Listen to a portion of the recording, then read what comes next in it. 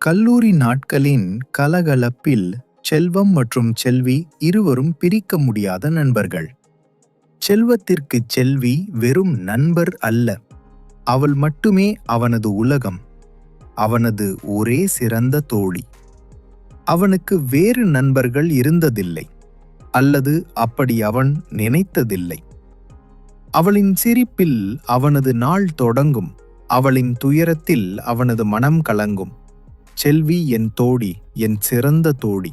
இந்த எண்ணம் அவனது மனதில் ஆழமாக பதிந்திருந்தது. அவர்களின் நட்பு ஒரு வசந்த காலத்தைப் போல பூத்து குலுங்கிக் கொண்டிருந்த ஒரு நாள், குமார் அவர்களின் வாழ்வில் நுழைந்தான். குமார் இயல்பாகவே அனைவரிடமும் பழகும் குணம் கொண்டவன். மெல்ல மெல்ல குமார் செல்வத்தின் வாழ்க்கையை முழுவதுமாக மாற்றினான். செல்வியின் கவனம் குமார் பக்கம் திரும்பியது. குமார் அவளுக்கு ஒரு சிறந்த நண்பனாக மாறினான்.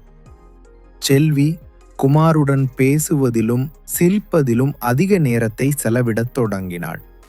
செல்வம் இதை கவனித்தான்.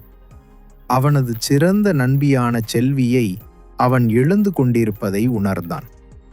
அவளது சிரிப்பு, அவளது பேச்சு, அவளது நேரம் அனைத்தும் இப்போது குமாருடன் பகிரப்பட்டன.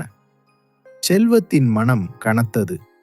என் செல்வி எங்கே என்ற கேள்வி அவனது உள்ளுக்குள் ஓயாமல் ஒலித்தது. ஒரு நாள் இந்த நிலைமையை செல்வியிடம் பேச செல்வம் துணிந்தான். அவனது குரல் தழுதழுத்தது, கண்களில் நீர் திரண்டது. செல்வி, நீ ஏன் என்னிடமிருந்து விலகிச் செல்கிறாய்?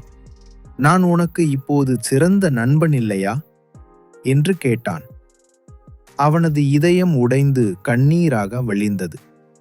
அதே நேரம் குமாரும் செல்வியும் அருகருகே நின்று சிரித்து கொண்டிருப்பதைக் கண்டபோது செல்வத்தின் இதயம் துண்டு துண்டாக நொறுங்கியது. செல்வம் செல்வியிடம் பேச முயன்றான். ஆனால் செல்வி அவனை தவிர்த்தாள். அந்த விஷயத்தை பற்றி பேச அவள் விரும்பவில்லை. செல்வத்தின் வார்த்தைகள் அவளை எட்டவில்லை. அவனது மனம் வலியில் துடித்தது. ஆனாலும் அவனது இதயம் மட்டும் பிடிவாதமாக ஒரே ஒரு விஷயத்தை சொல்லிக் கொண்டிருந்தது. செல்வி என் நண்பி.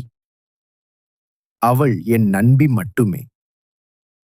உடைந்த இதயத்துடனும் தொலைந்து போன நட்பின் வலியுடனும் செல்வம் தனித்து நின்றான். அவனது உலகமாக இருந்த ஒரே ஒரு நட்பு அவனது கண்களுக்கு முன்னாலேயே அவனிடமிருந்து விலகிச் சென்றது.